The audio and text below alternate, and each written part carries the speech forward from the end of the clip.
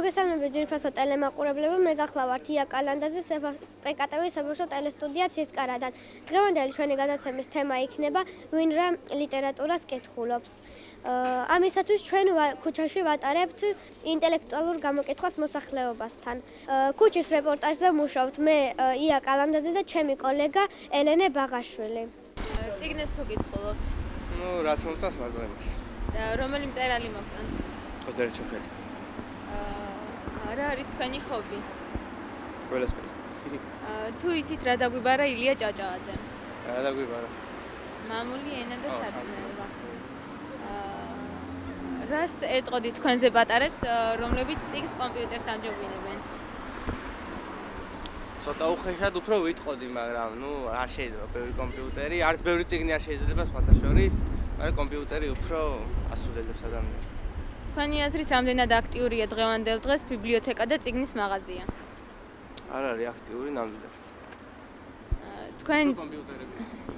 თქვენ წიგნს უფრო ანიჭებთ უპირატესობას თუ კომპიუტერს?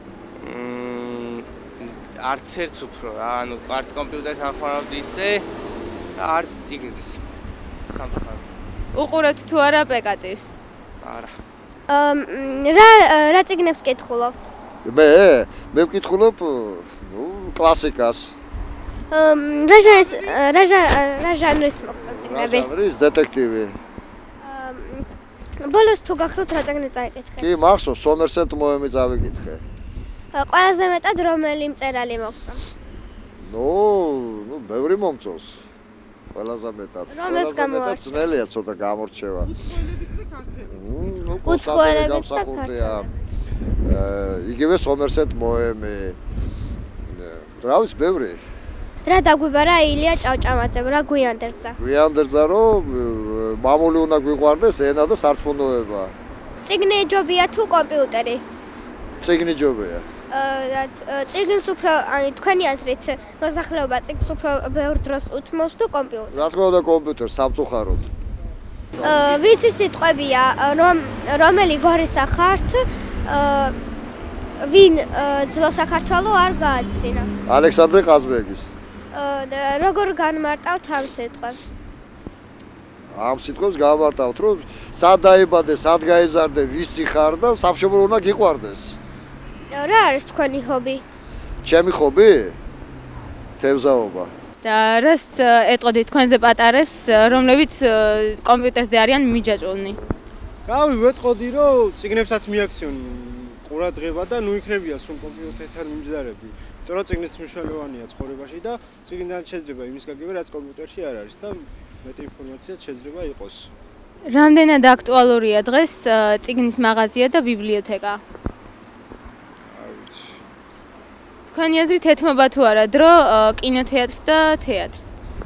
არის რამდენიმე პროცენტი არის ხალხის, რომელიც მიდის კინოთეატრშიც და იმაშიც, ხო, კინოთეატრში რა. მაშა ასე სპეციალურად ცისკარასთვის და თქვენთვის ჩვენ ჩავატარეთ მოსახლეობასთან ინტელექტუალური გამოკითხვა და მივხვდით, რომ ლიტერატურა, ხელოვნება, წიგნის კითხვა და შენი ქვეყნის ისტორიის ცოდნა აუცილებელი და არა მარტო აუცილებელი, არამედ სავალდებულოცაა. ასე რომ დიდებო და პატარებო ხშირად სოციალურ ქსელში თამაშსა და გართობას ჯობია მივხედოთ კითხვასა და განათლებას. სპეციალურად ცისკარას და თქვენთვის ელენე ბაღაშვილის, ია კალანდაძის, ცოტნე ლაგვილოვას სიუჟეტი. შეფასება კი თქვენთვის მოგვინდია.